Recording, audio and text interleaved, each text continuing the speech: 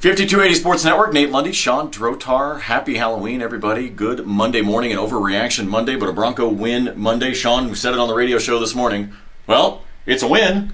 It's a win. I think you take what you can get. At one point, you're 6-2. You're tied for first place in the AFC West. You have the other team you're tied with, the Raiders, coming up next week. So I think the Broncos are in a position that they're pretty happy with. In the end, knowing that this is a team that was going to be in transition this year, Nate, one way or the other, I think they probably have to be happy at the halfway point being 6-2. It's not glamorous. It's not pretty. It's not maybe the Broncos offense we've seen ever since the peak in 2012. But you're also running into a scenario, I think, with the Denver Broncos that after Peyton Manning, this was always going to be a team that was going to start relying on defense first. The defense did its job. They got a win. Doesn't have to be pretty. In the end, it's still about collecting W's. Yeah, absolutely. And I think all Broncos fans know that there are a handful of those passes that Trevor Siemian had that, frankly, should have been picked off and probably at least one of them taken to the house.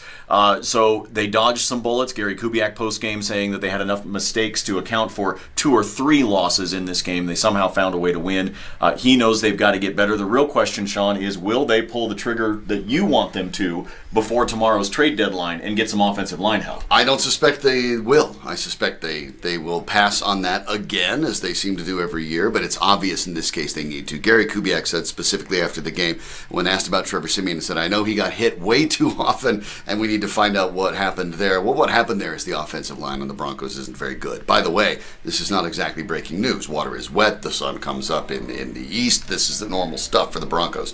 But they have to find a way to deal with it, because at this point, Siemian did have picks that didn't happen. They should have happened. At the same time, he was hit with regularity a second or two after a snap. Like, Joe Montana couldn't throw from his ass. Right, yeah, you got to find a way to get him some protection. I'm with Shawn. I don't think they're going to wind up pulling the trigger because they've had the opportunity to do this over the course of the last couple of seasons, and they haven't done it when it comes to the offensive line. So I'm not sure whether anything will have changed over at Dove Valley for them to suddenly decide they do want to pull the trigger. But the trade deadline happens at 2 o'clock Mountain Time tomorrow, Tuesday the 1st. That's when the Broncos have to decide whether they're going to do something or not. You can enjoy the win. You can enjoy the Bradley Roby pick 6 and T.J. Ward smashing Phillip Rivers into the ground. You can enjoy all of those things, but you got to get right back to work. As you said, the Raiders, who you are tied with in the division, are next up on the schedule with a Sunday night tilt in Oakland at that god-awful stadium, and that's what's on the schedule. You've got to find a way to make sure that Devontae Booker has like some stickum or something. Because it's Oakland. I mean, stickum is part and parcel with the equation. They need to find a way to get him to hold on to the ball. You may not want to try to shift the ball mid-run when you're trying to dive before you actually get to the pylon. Worry about that later, Devontae.